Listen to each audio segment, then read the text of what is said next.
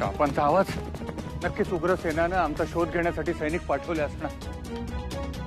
परमेश्वरा, नाही नाही द्युमत्सेना, या दृष्टीहीन आणि शस्त्रहीन परिस्थितीतही स्वतःचा बचाव करीत पोपीपर्यंत पोहोचून बाळ सत्यवान आणि महाराणींचं रक्षण करायला हवं.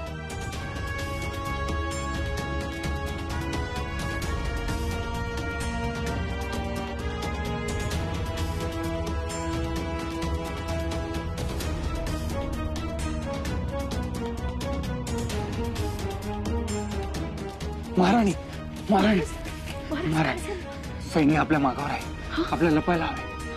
या बाळाला घ्या. या या.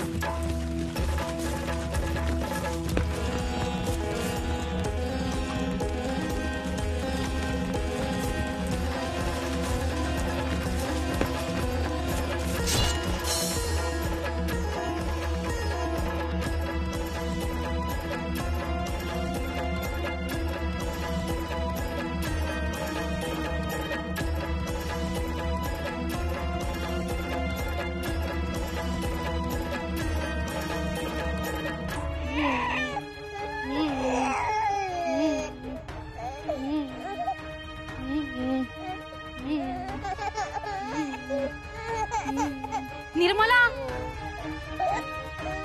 निर्मला, महाराज मगाशीच आलेत महालात महाराणींचं उत्तर कार्य करून. स्नान झाल्यावर लगेच इथे येतील बाळाला बघायला.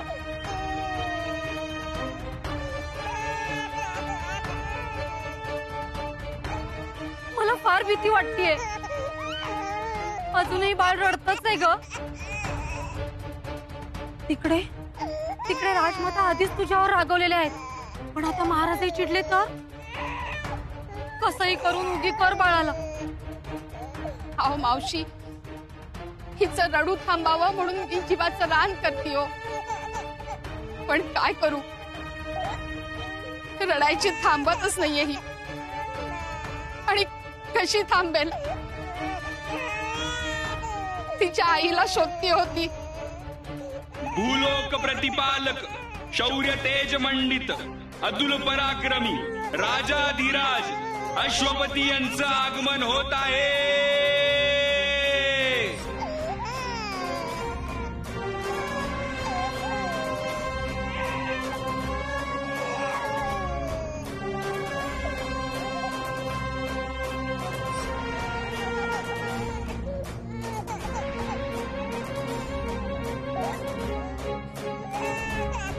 ही अजूनही रडतेच आहे.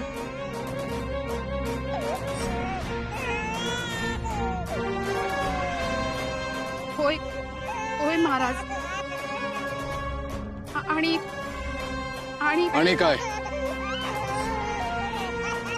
तिच्या पोटात दुधाचा एक थेंबही नाही गेलेला दिवस.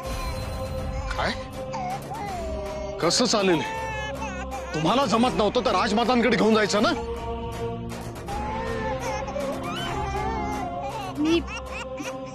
मी तिला राजमातांकडे घेऊन गेले होते महाराज. मग पण राजमातांना ती नजरेसमोरही नकोय.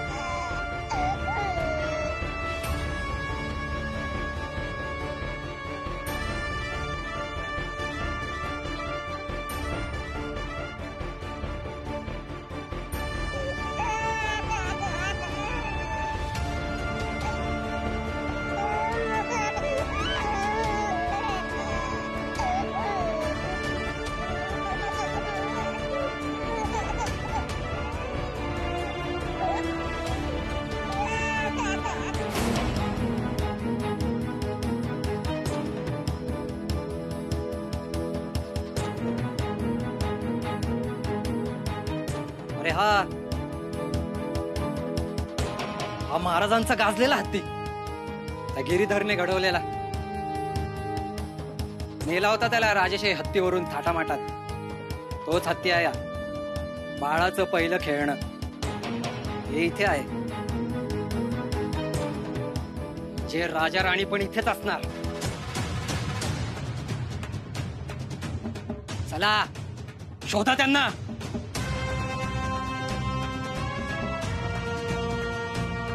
अरे हत्ती चालतोय. जादू टोन आहे.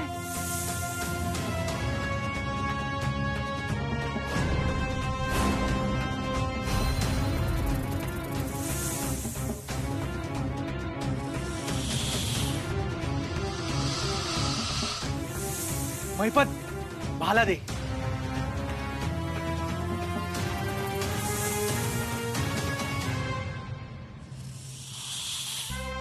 महिपत तुझा भाला दे. महिपत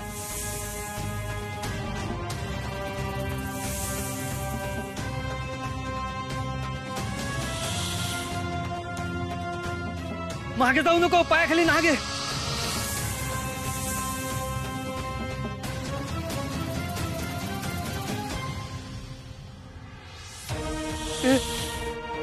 तुझे डोक्यावर नाग आहे.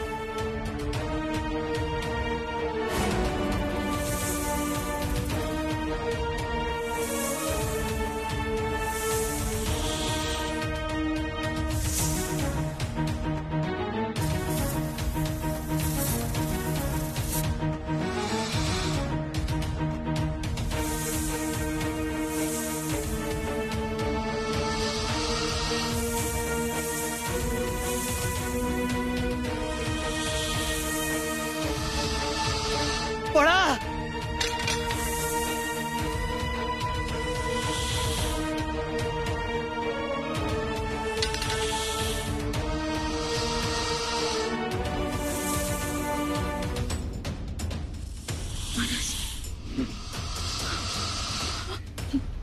नाग नाग नाग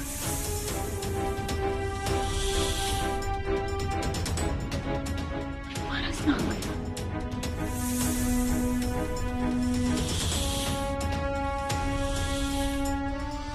नाग जात आहेत.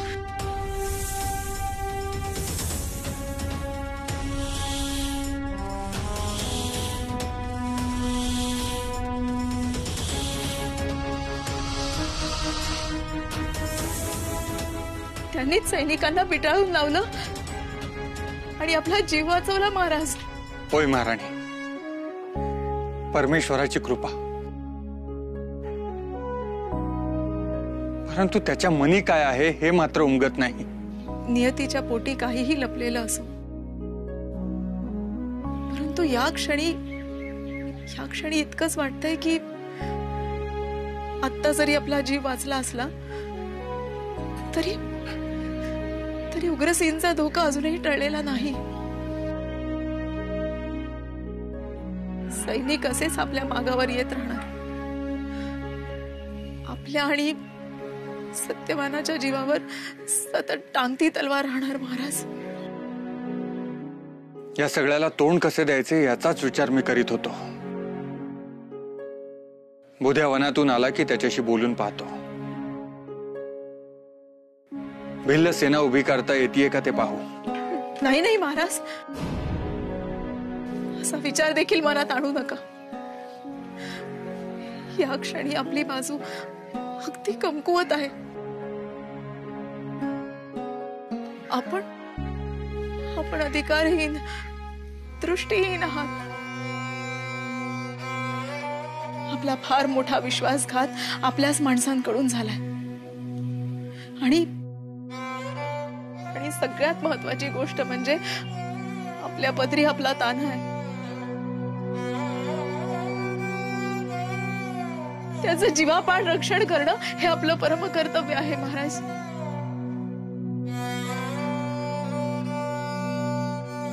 उग्रसेन प्रबळ, घातकी आणि कपटी आहे.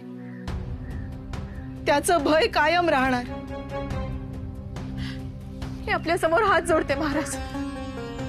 आपण आपलं राज्य परत मिळवण्याचा विचार सोडून देऊया. परमेश्वरानं या निबिड अरण्यात ह्याच हेतूने आश्रय दिला असणार आपल्याला की आपण इथलेच एक होऊन आपल्या बाळाच्या प्राणांचं रक्षण करावं. आपण आता हे विसरून गेलं पाहिजे की आपण एका राज्याचे अधिपती होतो. आपला वेश, आपली भाषा, आपलं जगणं आता बुध्या आणि दिवली मायोसारखंच असेल. आम्हाला वचन द्या महाराज, वचन द्या आम्हाला.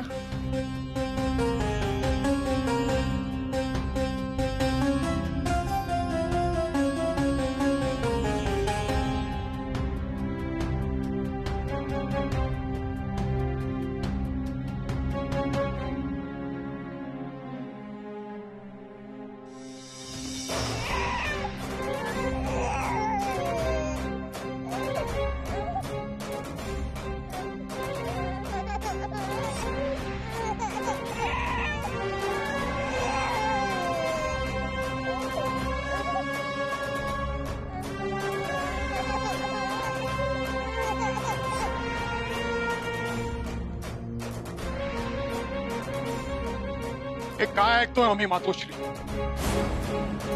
त्या आमच्या आई विना कन्येला, तुमच्या पौत्रीला कुशीत घ्यायला नकार दिला आपण.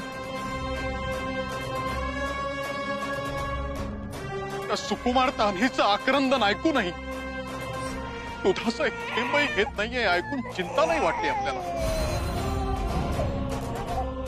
आम्हाला चिंता नाही असं का म्हणता तुम्ही? पण अश्वपती, आम्ही राजमाता आहोत. आम्हाला फक्त राजकुटुंबाचीच नाही, संपूर्ण राज्याची चिंता आहे. आणि म्हणूनच आम्ही एक निर्णय घेतलाय. निर्णय?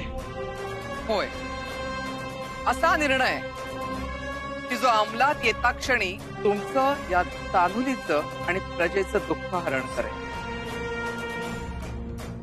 मातोश्री, नाही असं काय आहे जे आम्हा सगळ्यांच्या दुःखावर फुंकर घालू शकेल? तुमचा दुसरा विवाह.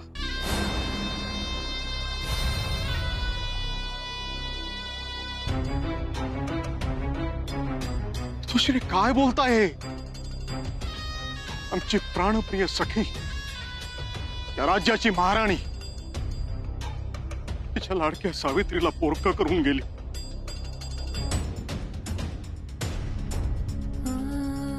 त्याला काही प्रहारही उलटलेला नाहीये. तिच्या चितेची धग अजूनही शांत झालेली नाहीये. आणि तुम्ही विवाह होमाच्या गोष्टी करताय. तिच्या चितेला आग देणारे हे हात अजूनही थरथरतायत. आणि आमच्या या हातामध्ये नवीन हात घेऊ म्हणताय. अशक्य, केवळ अशक्य. आता ही सावित्रीच आमचं सर्वस्व आहे. आम्हीच हिचे पिता आणि आम्हीच हिची माता.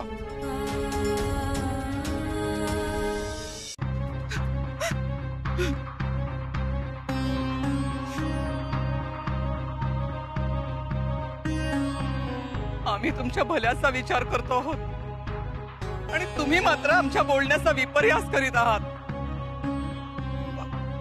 अहो, तुमच्या आणि सावित्रीच्या काळजीने आमचा जीव अर्धा होतो.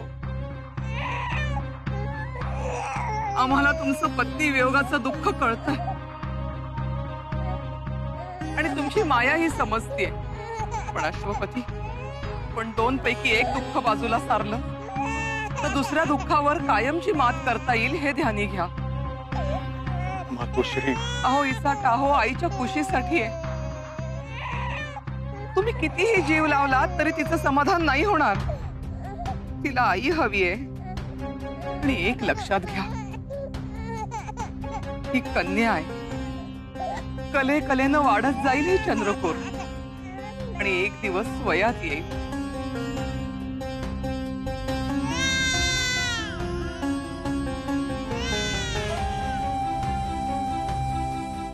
आम्ही त्यावेळेस या जगात असू नसू, मातोश्री, त्यावेळेस एकटे पडाल तुम्ही आणि राजकन्याही. आणि त्यावेळेस पश्चाताप कराल की वेळीच हिच्यासाठी आई का नाही आणली मी. भावनेच्या भरात बोलणं सोपं आहे अश्वपती, की तुम्हीच हिचे माता आणि पिता व्हाल, पण प्रत्यक्षात ते खूप अवघड आहे. अहो, एक कन्या आहे, तिचं संगोपन करण्यासाठी स्त्रीच हवी, आणि ती सुद्धा राजस्त्री, दासी नव्हे. मद्र देशाची राजकन्या आहे ही. त्यामुळे आमची मागणी पूर्ण करा. तुमच्या पुढे पदर पसरते. आमच्या नातीसाठी, तुमच्या कन्येसाठी आणि या राज्याला महाराणी मिळावी म्हणून पुन्हा विवाह करा. कर्तव्यच आहे तुमचं ते. आणि तसंही शास्त्रानुसार महाराणीचं स्थान रिक्त ठेवता येत नाही. तुम्ही राज्य कारभारामध्ये व्यस्त व्हाल, देशोदेशीच्या दौऱ्यावर जाल, तेव्हा ही कन्या एकटी पडेल, कोमेजून जाईल. तिने जन्मभर आईसाठी असाच टाहो फोडायचा का हो?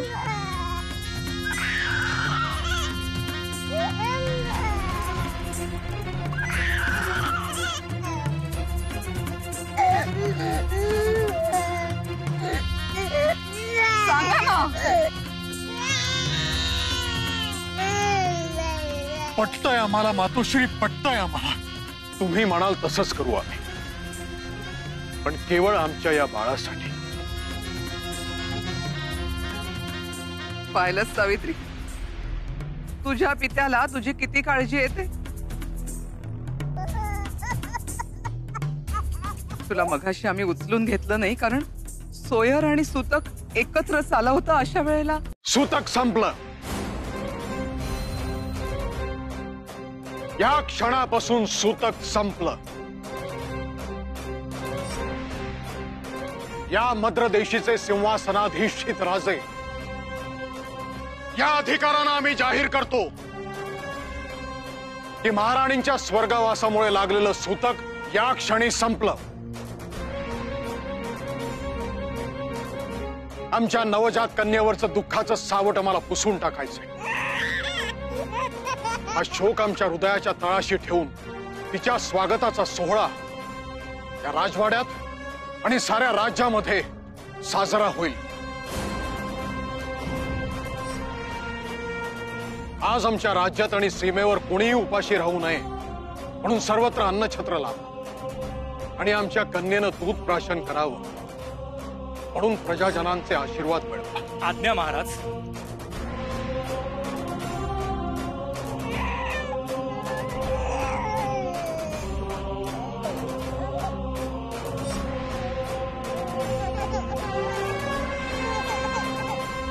साऊ, रडू नको बाळा, आता मी आहे ना. साऊ, रडू नको.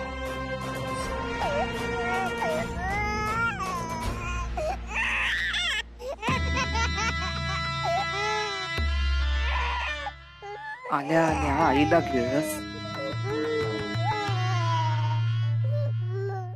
आता सोन्याच्या वाटीतून दूध ऐकतो प्यायला मिळतंय, तर तेही प्यायला नकोय तुला.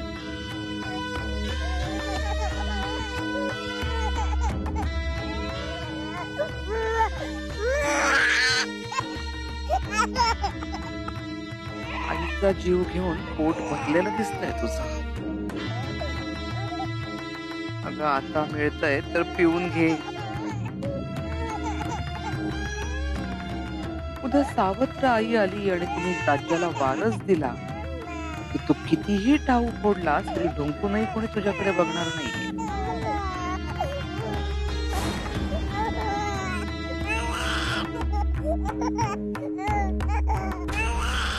उगी उगी बाळा, थोडी कळ काढ. एकदा का तुझी नवीन आई आली की ती तुझ्यासाठी अंगाई गाईल, काहू चिवच्या गोष्टी सांगेल. तुला अजिबात रडू देणार नाही. सगळं काही नीट होईल लेकरा, सगळं काही नीट होईल.